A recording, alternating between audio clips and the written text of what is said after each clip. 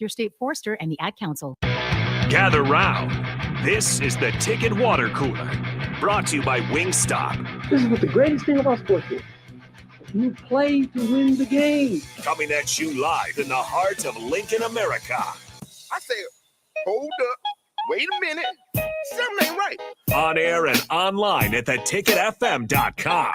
Here are your hosts, Jake Bakoven and Enrique Alvarez Clary.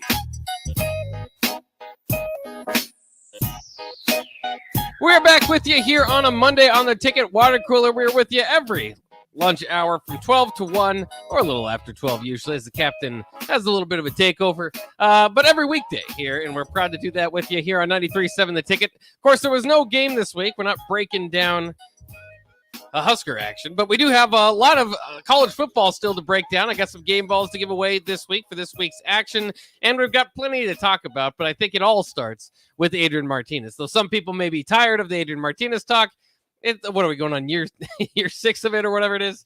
Sure. It is certainly something that needs to be talked about this week. My boy. It's interesting. Does it do anything for the Frost Martinez dynamic here? I think it has to at least tell you that maybe it was more Frost than Martinez. If Martinez can go out and get the biggest win he's ever had, like nothing was close to it at Nebraska. No. Then beating number 6 Norman on the road, number 6 Oklahoma in Norman on the road. So I mean, sometimes we can have our opinions and try to shape opinions that way, but it's the games that ultimately decide kind of what we look back at and what we see. And I don't know. The narrative is shaped by the games that you win. And I don't know. Kansas State now ranked in the top 25. So first time for Adrian Martinez to be ranked in the top 25 since. Kind of for sophomore year? Yeah, 2019. They started the season at 25, right? Yeah, that first half against Colorado up 17-0. That was probably the height of the Scott Frost era. That was going to be it. That was the one. The Husker takeover in Boulder was going splendid. I still don't know how they lost that game. And then somehow they still lose that game. But yeah, so I mean, I think we'll still see how the rest of it plays out. But as far as who's had the bigger win in their career, and unless you want to go back to UCF, it's Adrian Martinez with this one in their career in the Midwest. In the Midwest. I mean, not career, right, because Scott Frost has, more of those before. But in recent history, Midwestern careers, Adrian Martinez has the best win of the two. And I have to be careful how I say this. I don't want to take away anything from the Nebraska teams, the Husker teams that Adrian played on, because they did have talent. But what Kansas State is doing with the talent that they do have. I mean, Nebraska didn't have an all-American caliber running back like Deuce Vaughn. Oh, yeah. While Adrian was here. They had some solid running backs. They had some talent on their roster, but what Kansas State is doing with the talent that they have and the way that Chris Kleiman is coaching to the talent that he has, not trying to force his talent to play whatever style, not forcing Adrian to throw 40 times a game. He's letting him run the ball. He's allowing him to hand the ball off to a running back and not forcing him to run the ball, although he did run 21 times in the game against Oklahoma. Not all of them were designed runs. I would say that there were a lot of scrambles, including probably the biggest play of the game, his 3rd and 14 scramble in the fourth quarter to set them up for their final touchdown of the game. But allowing the talent to do what they do best and coaching to that talent is what Chris Kleiman is doing a really good job of at Kansas State, that Scott Frost, I mean, honestly didn't really do that well here at Nebraska. Yeah, I mean, I don't think that there's, obviously Scott Frost is out the door and Chris Kleiman is on a list of a big list at this point, because we don't know when the hire will happen or whatever. But the list is the list of coaches that people think might jump to the Nebraska job. So every time somebody wins, they get added to the list. Yeah, which again, I don't know if that's a fair way to do it, because like if you're grading Matt Campbell on how ready he is for the Nebraska job, I would say you grade him a little bit more on making the Fiesta Bowl a few years ago rather than what they're currently doing against Baylor right now, because that's the height of what you think Matt Campbell can bring to you. And he's not like his Iowa State team isn't, he doesn't have Breece Hall. He doesn't have all of his guys kind of coming together. And for what it's worth, they could have been better last year than they were 2 years ago. They well, I came was into gonna the say, top 10. last year he had all those guys, Right. and it was supposed to be, it's the final year of Breece Hall, it's the final year of Brock Purdy. You're supposed to have it all put together in whatever year it was for Matt Campbell, and for one reason or another, it just fell flat last year. They came in with high hopes, with hopes to win the Big 12, to compete and maybe at least be mentioned in college football playoff talks, and it just fell flat. Yeah. So, and then this year you're coming in without your All-American running back, without your, highly rated quarterback, although he was the final pick in the NFL draft. I mean, he's still drafted. Without those two gigantic pieces, and I think you said earlier their tight end also left, who was extremely talented. They're coming into this season kind of with a brand new offense, or a brand new looking offense, and kind of to grade them off of a loss to Dave Aranda, who's getting this thing rolling, coming off of a Big 12 championship, or just an appearance. They won it last year, right? Yeah. Big 12 championship. Oklahoma State out of the playoffs. Yeah, basically. yeah, Allowed that's what Cincinnati that was. to get in. So it's tough to judge, what Matt Campbell is doing currently, because you've seen what he did before with the talent at Iowa State. But I mean, if you are looking to go to a better job, if you're looking to go to another job from Iowa State, then you've got to, put up or shut up in this year, even without all of your talent. Do you think it's kind of odd that a lot of the guys on the short list are like old Big 12 North foes, but like that's what I was thinking. Like, well, it's just old Big 12 foes, and Big 8 if teams, if I were to tell you back in 2009 that Nebraska would be looking at coaching candidates from Iowa State, Kansas State, and Baylor, you'd probably be laughed out of the room. Yeah.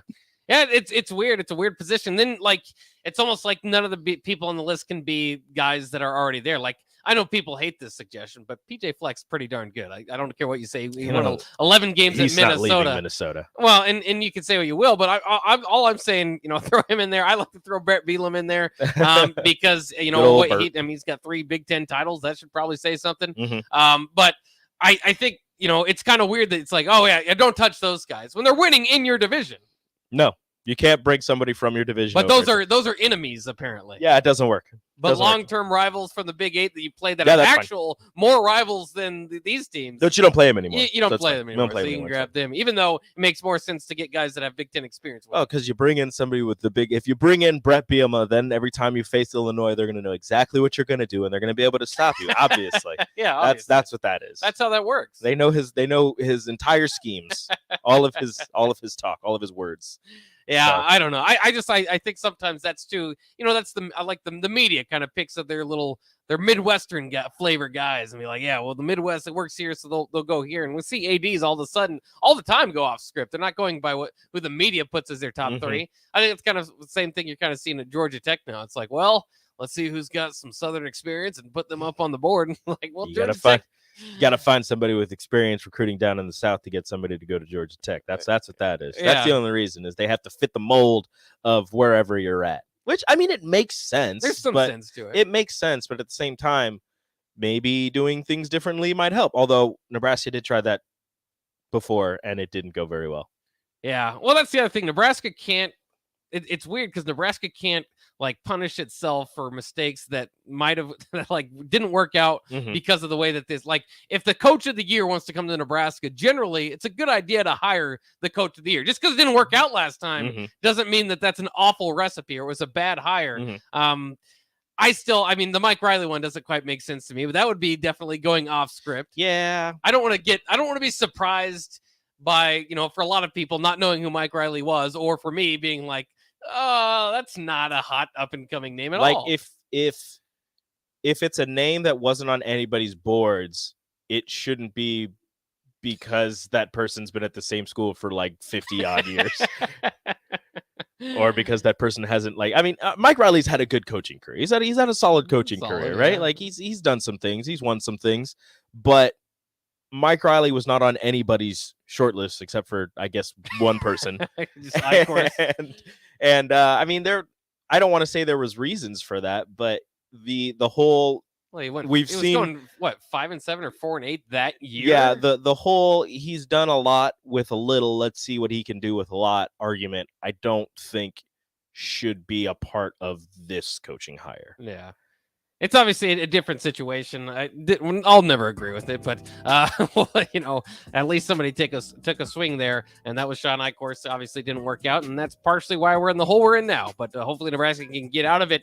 Let's take a quick break. When we come back, I'll let you know what I saw from Lance Leipold as I went down to Lawrence to check out the Duke Kansas game. You had some fun. That was a great game. It was a great game. But I'm a little bit weary after watching that game about Leipold. I'll tell you why. Coming up next year on the Ticket Water Cooler, 93.7 The Ticket.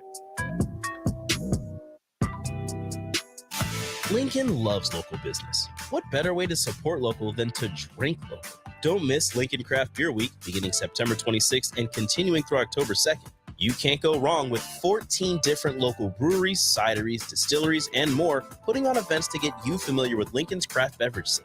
For more details on participating venues and Lincoln Craft Beer Week, visit lincoln.org/beer tour. Brought to you by the Lincoln Convention and Visitors Bureau. Remember to enjoy responsibly.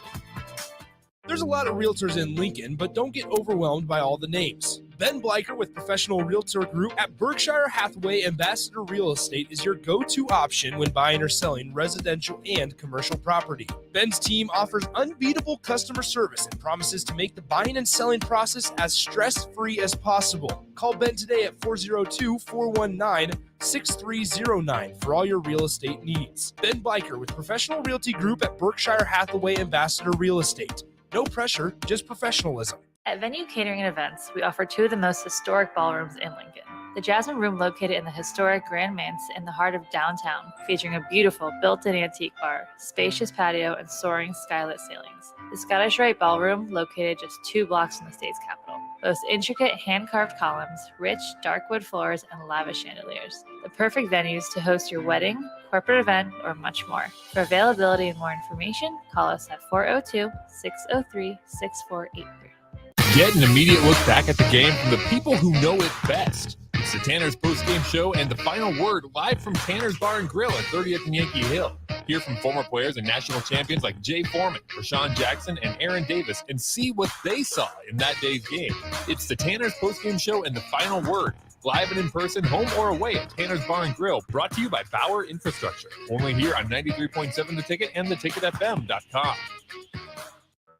Seasons change, but your land stays the same. You need the right solutions to keep you moving. That's why you rely on Acres Equipment, your Nebraska-owned premier John Deere dealership. Whether you're harvesting, protecting your crops, feeding the herd, maintaining your lawn, improving your business, or letting off some steam, Acres has what you need to get the job done. Acres Equipment, solutions for every field. Warhorse Casino is looking for trailblazers for every department: food and beverage servers, environmental services, cage cashiering, revenue auditor, IT, and more. Find your winning opportunity at our job fair, Tuesday, September 27th from 3 to 7 at the Lincoln Warhorse Gaming Office, 3730 South 14th Street. Every employee is treated like family, and every role is essential in creating a one-of-a-kind experience. For information on openings and job fairs, go to warhorsecasino.com. Please enjoy these next few moments of relaxation from Scott and Greg at Mendoza Family Insurance.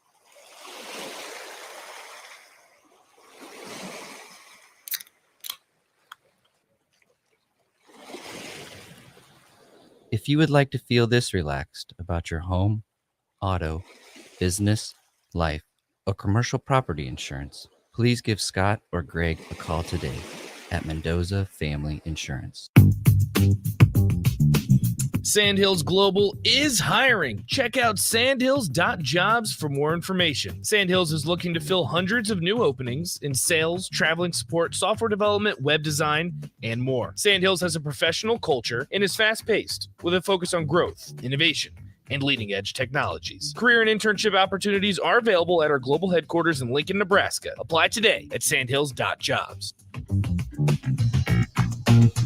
They might win, they might lose, but either way, you have something to say about it. Don't miss the Husker After Party postgame show immediately following every Nebraska football game. Nick Sater and Jake Bakoven give instant reaction, quotes from the players and coaches, and take all your phone calls with thoughts on the game. It's the Husker After Party postgame show, only on 93.7 The Ticket and theticketfm.com. Sponsored by Action Plumbing and Heating, Gary Michaels Clothiers, and Brent Excavate. Hey, this is Ernest Hausman.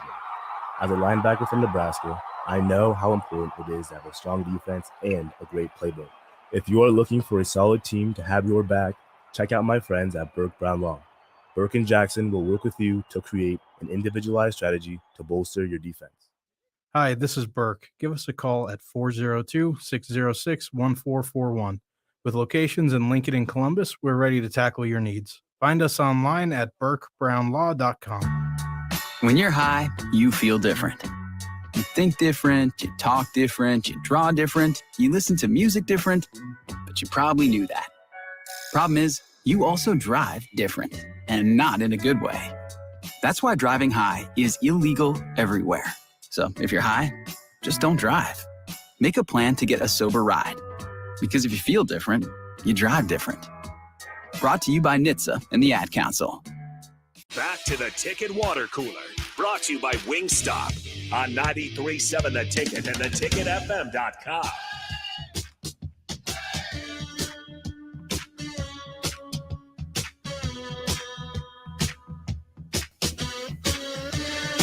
Well, the bye week was just this past weekend, and I decided to put my scouting hat on, go right down to Lawrence, Kansas, and watch Kansas ultimately beat Duke, even though I was in a Duke jersey. Yeah, I saw that. Why?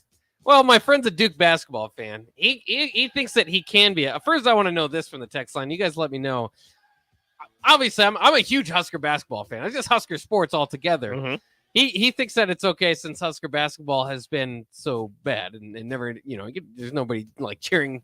Can't really cheer for Husker basketball in the postseason. They're not in the postseason. That is true. So he picked Duke. Duke's his team, and he's stuck along with them. So instead of a J-sker, he's a Husker Devil or whatever you want to call it. Husker Devil. A Blue-sker. Blue-sker? Devil. A blue Husker? Yeah. That could still be considered a J-sker. Yeah, it's still blue. I think he's got to be a Husker Devil. Yeah, probably. But in any case, you've Weird. seen it over, especially even if you grew up here. If college basketball fans around here aren't necessarily, They're Kansas fans. they're Kansas fans more than anything. Oh, yeah. There's a lot of Kansas basketball, Nebraska football fans. Yeah. Which, again, could also be a J-sker. Just so he thinks that's okay. That's a different argument. But I didn't have like a Kansas shirt to bring, and it wasn't going to like destroy me if Kansas lost. You were going to be broken. I just like college football. I wanted to go watch some college football, and that was a close place that I could go. And so he had some Duke jerseys, so I thought, okay, we can either wear just like neutral colors and just kind of. Were you wearing a Duke jersey and cheering for Kansas, or were you cheering for Duke? I was cheering for Kansas. That's weird. People must have been looking at you so weird. It was kind of odd, but he had the Shane Battier jersey, and he gave me the JJ Redick jersey. So I thought, you know what, we look kind of cool like that, so we'll do that. We had some trash talk to us. My review of Memorial Stadium, David Booth Memorial Stadium in Lawrence, by the way. It's really weird because if you can only go vertical once you get through you can only go up and down the stairs. There's no like walkway around the stadium. So if you're in one section, you got to like go back under the stadium and find the section. Go find the section. I hated that. That's weird. The other thing is they sold beer and the beer line. So this is the future of Nebraska football. If you allow beer here, please make the beer lines a separate line from the rest of concessions. Because were they the same line? They were the same line, and there was thousands of lines almost, it seemed like, but there were so many lines, they were forever. You would miss a quarter if you went and stood in line to get a hot dog, a beer, whatever you wanted, and we did. It was awful. So altogether, not very well. I don't think they ever expected that many people. They don't have sellouts. It was a sellout. There's 47,000 people there. So part of it is, yes, the building doesn't usually get that crowded. I don't think they were expecting that. Most Kansas games, you just walk, sit wherever you want to, and go grab a beer if you want to. Go walk down, grab a beer, come back, and miss a play. But when that place is packed, that is not a very functional place. Yeah, that makes sense. The other thing that I came out of that game, and I know Lance Leipold's got like plenty of success outside of just Kansas, but if we're honest, the Nebraska consideration is because of what he's doing at Kansas right now. And it was a spectacular game, a lot of fun, but I don't know if I believe where Kansas would be without Jalen Daniels. I mean, that guy's incredible. If you have not watched him or watched the highlights of him, he is really good. He leads the team in rushing and passing. Dude, he is good. So you might be back to that sort of never thing. heard of Jalen Daniels until I watched that game, and I was like, who is this guy? He needs to be on some Heisman talks. What's going on? Yeah, he's a little bit shorter. They don't usually have him fling the ball around. He kind of, like I said, he's a run threat, so they kind of have him in there too. 6 foot 215. Yeah, from Lawndale, California. But he had a few throws where he's scrambling, like back foot on the dime touchdown, dropped like it, just dropped it in a bucket. Throws. And that's what I'm a little bit hesitant with him is that I don't know. I just don't get caught up in quarterback gurus anymore. I almost want a head coach that I can see, like I was saying with PJ Fleck, show me that you can win with Tanner Morgan before I believe it. Because if you're just winning with Jalen Daniels, is that more Jalen Daniels or is that more Lance Leipold? And I think we got the answer for that on the Scott Frost, Mackenzie Milton part, didn't we? Yeah, probably. So when we're talking about compounding mistakes, that is one that I'm a little bit weary of nowadays. I used to be thinking, I used to like really buy into the quarterback guru thing. This guy can coach this guy. I think it's more quarterback than it is coaching. And obviously, everybody develops at that age and, gets stronger. And you need guys there. And the coaching is a huge part of it. But a lot of times, I just think it's I don't know how much, and there's certain guys that can do it. Like, I hate to keep bringing up the Minnesota example, but they just got their offensive coordinator back with Tanner Morgan. He was spectacular that year. They won 11 games. Hasn't been very good since. They bring him back, the offensive coordinator, and he's right back on track. He's doing well again. Some people just work well with other. I mean, you could kind of bring this into, if we want to go to a professional route, Josh McDaniels. With Tom Brady in New England, he seems to have like the perfect offense picked out to win games. And the last two times, currently, so the last time and currently, he's been a head coach somewhere else with a different quarterback.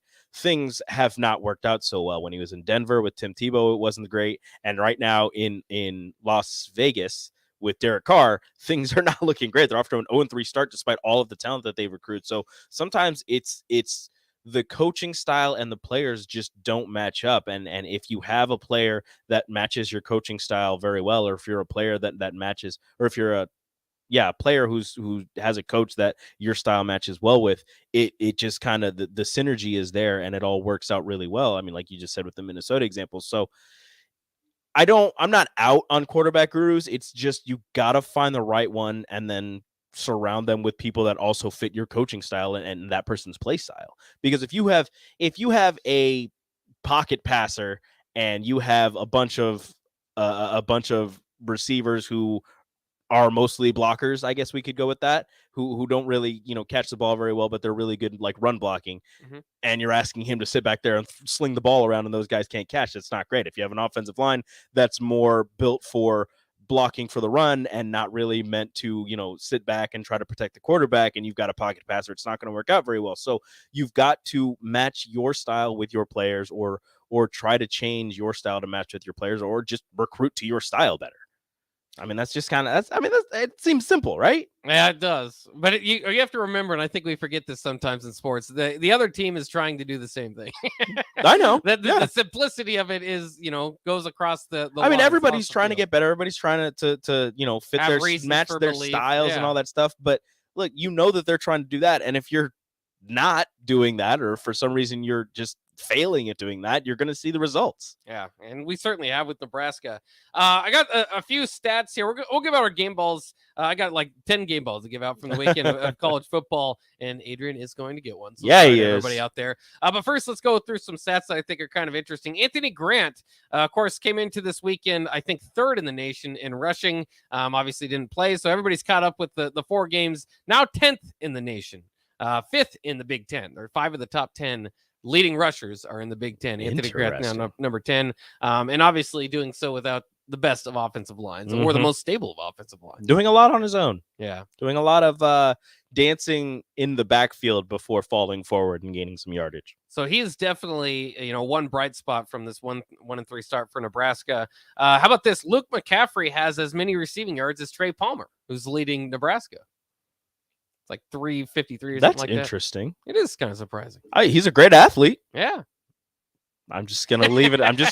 You keep talking. That's all I'm gonna go with. That he's a great athlete. How about this? Michael Penix Jr. leads the nation in passing yards. Yeah, he does. Your preseason 2021 Big Ten Player of the Year is now actually doing well with Washington. Shout out Might to the have a little Pac-12. bit more to do with Kalen DeBoer, who got hired out there, the former Fresno State coach. Washington's undefeated.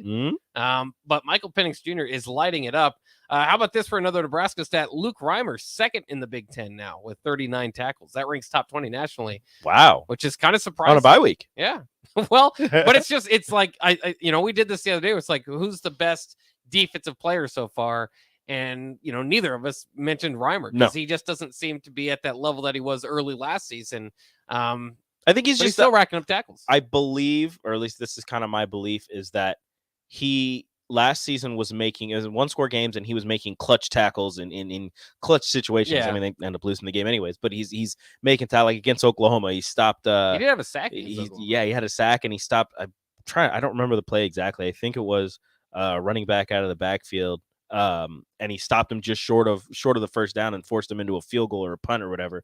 Like he had those clutch tackles, whereas this year, not much to be celebrated on the field. So and really everybody's focusing on the missed tackles. So despite all of the tackles that he is getting, nobody's focusing on that. They're just focusing on the ones that he misses and that everybody else on the defense misses. So it's the focus has shifted, so it's not really being celebrated how many tackles he's getting.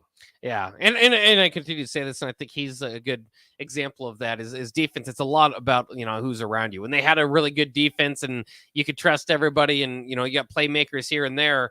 You get a little bit more of a chance to take different gambles, or like you said, it's just the game feels bigger when you're making big plays. When you're on a defense that's giving up 500 yards a game. You make a good tackle here and there, but no, the ultimate storyline isn't you made a good tackle. It's that your defense gave up 40 points a game. You're tackling, and then it could be a thing where you're getting so many tackles because the other team just keeps getting the ball and is on offense so much, or they're having sustained drives of 10 plus plays, so you have multiple opportunities to get a tackle, or you're tackling somebody running across your face who's already gained a first down. Like there's a lot of different things going into it, but it is look he still has a lot of tackles. It's impressive. It's just wishing that those were coming in situations where Nebraska is winning the game, or he's stopping somebody from doing something that will eventually lead to Nebraska winning the game. A few more stats for you. These are all kind of Big Ten West related. Of course, Indiana did lose this weekend, so at least Nebraska is not going to play an undefeated Indiana. It'll be coming off a loss against Cincinnati. Would that have been better? I don't know.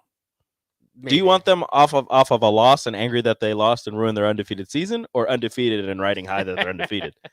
I don't know. I'd like them to have less momentum. It was kind of like the Oklahoma thing. Did you want them to lose and come in like angry, or did you want them to come in with a high? I mean, it didn't really matter, obviously, but. Yeah, I think maybe that matters for like the first few minutes of the game, and then you're playing football. Yeah. Northwestern now 1-3 after losing to Miami of Ohio. Their other losses are Duke and Southern Illinois, and their only win is, of course, Nebraska. They're still 1-0 in the conference. It could be a situation like they had a couple years ago where they lose every non-conference game, but they go undefeated in the conference and play for the title. It could be. I doubt it. I don't know if I see that. It's not a good sign. I think that year they lost to Duke also. Yeah, I think so. Yeah, actually. similarities. How about this? Minnesota, after beating down Michigan State, and if you were following that game along, the total yardage in that, it was like 257-1 at one point, like the second quarter. It was like, I mean, they were beating them. It was like up. 310 to like 45 at halftime. Yeah. Like it was not good. Absolutely beating up. So now Minnesota, who had been saying, well, they just haven't played anybody. Now they played somebody. They're averaging their average score so far. Their offense averages 45.6 points per game. Their defense gives up 6 points per game. So they're beating people 45-6 on average. Yeah, don't like that. Don't like that at all. Strong and well there in Minnesota. Mohamed Ibrahim, great. Oh, yeah. Again. Great player. And so the question has to be asked. Now you've got Ohio State, Michigan in the top 5. You got Penn State banging on the door to get in the top 10. They're at number 11. Minnesota is now in the top 25. I think they're at 21. who is the best of the unranked teams in the Big Ten? And it's a difficult question to answer because you got Michigan State, Purdue, and Wisconsin, teams that we thought were good coming in the year, all at 2-2. You've got 3-1 Rutgers, Illinois, Indiana, Maryland, and Iowa. And maybe Iowa's the answer, but they certainly aren't too great on offense. No. And then you have Northwestern, Nebraska at 1-3, who are not the answer. All right. So who is your best Big Ten team outside of the top 25? My best Big Ten team out of the top 25. I mean, I want to say Wisconsin, but they just got boat raced by Ohio State. Yeah. I hate Iowa's offense, and I don't think it's going to win them many games. Rutgers just lost to Iowa, so that's definitely not the answer. Yeah. Maryland put up a fight against Michigan. I'm going to go with Maryland. I'm going to go with Maryland. There you go. Good yeah, answer. I'm going to go with Maryland. Yeah. Taulia Tagovailoa. If they don't fumble the opening kickoff and allow the fastest touchdown in NCAA history, then maybe they go to overtime with Michigan. Maybe they win the game. Who knows? Yeah, that's definitely an interesting outcome from the weekend, and I like how you broke that down. You found a spot. You felt I had to figure it out. You get comfortable slowly but surely. All right, we'll take a quick break. When we come back, I'll give out some game balls for the weekend. Who were the best players across college football this past weekend? One of them's Adrian. We'll do that next on the Ticket Water Cooler.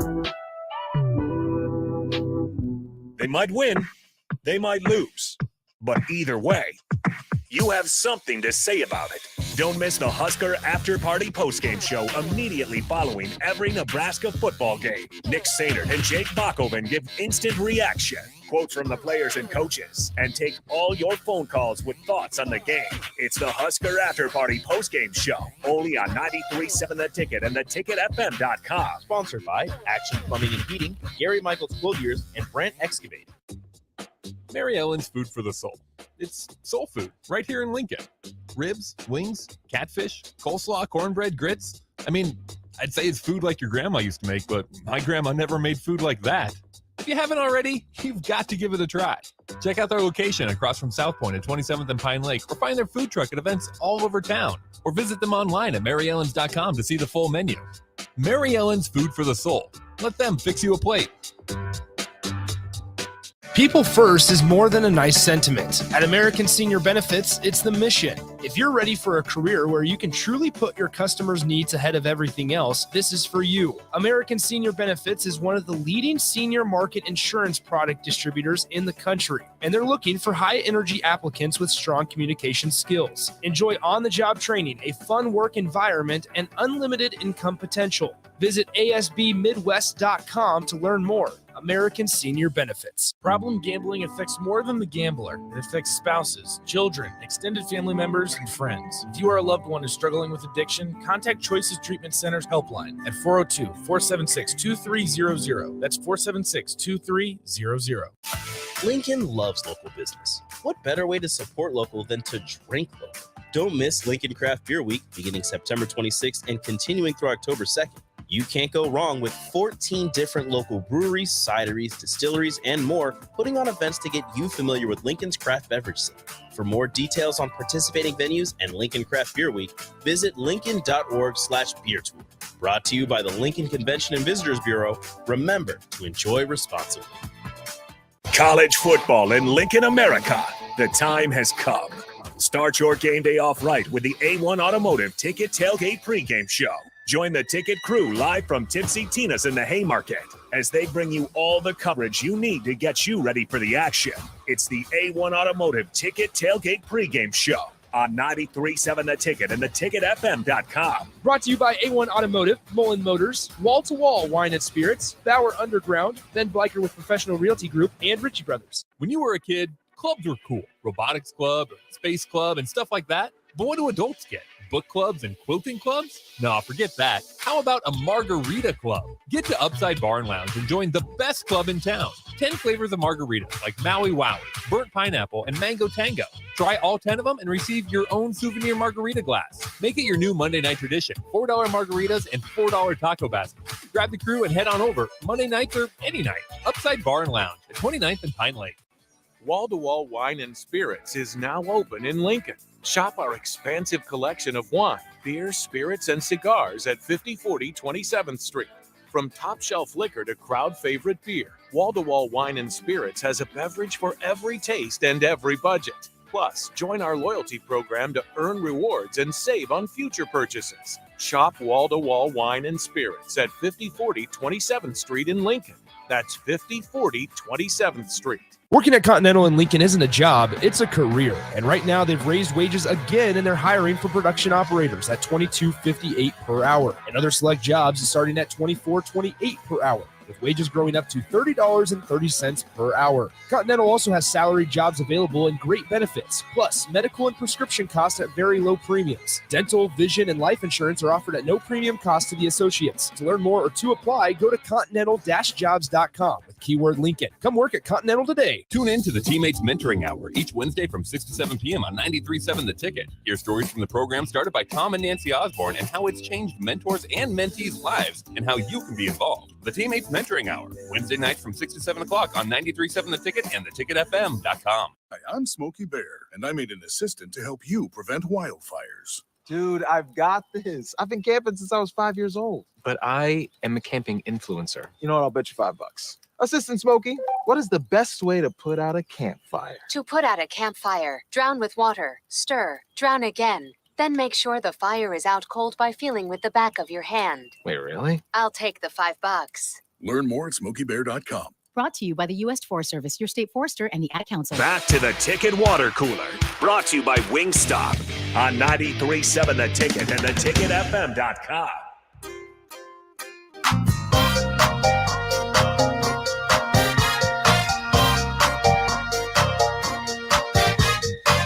We're back here on the Ticket Water Cooler for one final segment on this glorious Monday. We can call it Depth Chart Monday because the depth chart was released and all the changes that we thought were going to happen didn't happen. Didn't really happen, at least on the front line. But there were a few behind the, if you look at the oars, some of the oars have been taken away. Some of the guys have been moved. Omar Brown is now at nickel. Yeah, Chris Kolarovich. That's because Chris Kolarovich has been moved back to inside linebacker. Wow. Ernest Hausman no longer on the 2 deep. No longer on the 2 deep. What did you, any other thoughts coming out of that? I saw. I looked directly at the offensive line and nothing changed. Yeah, the only thing is Brant Banks is now the backup at left tackle and left guard. Turner Corcoran is at left tackle. I don't remember who is at left guard now. But Kevin Williams. Piper moves back. Yeah, over. Ethan Piper. Yeah. Kevin Williams Jr. no longer at left tackle. No longer the backup at left tackle. Probably an injury there. Possibly, but now the offensive line starters largely the same from the Oklahoma game. Yeah. So we'll see.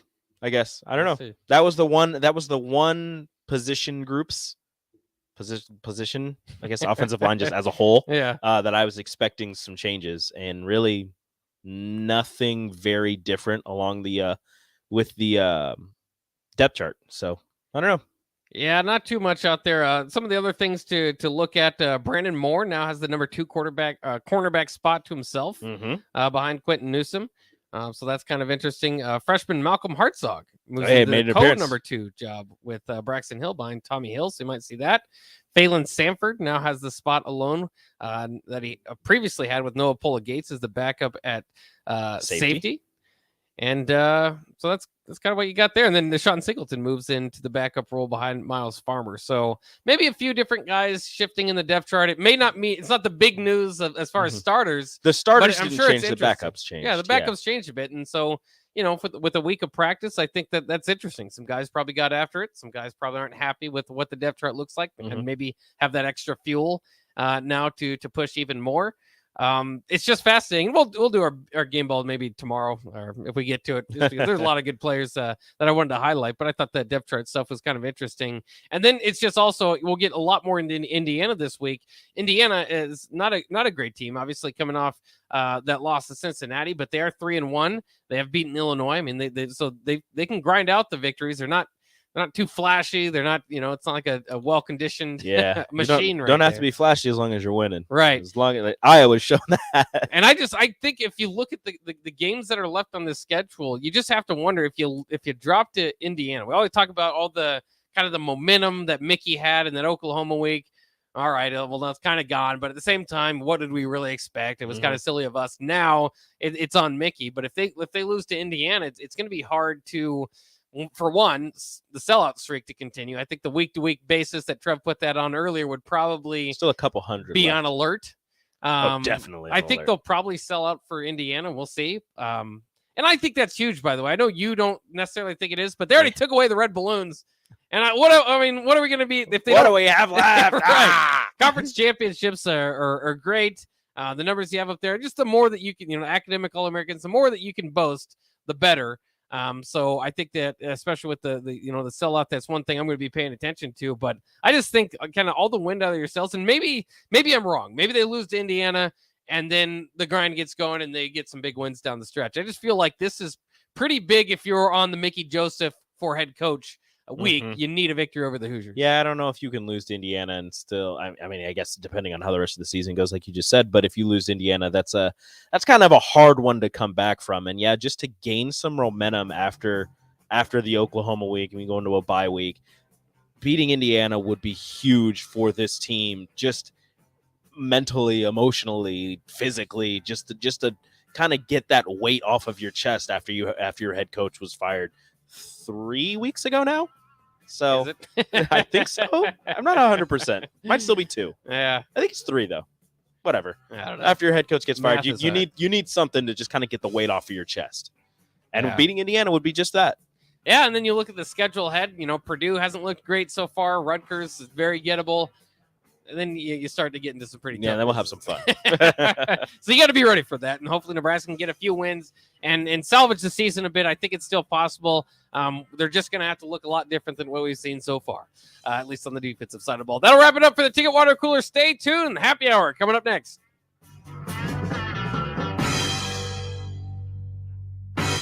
Steve's Garage Doors and Services is under new management.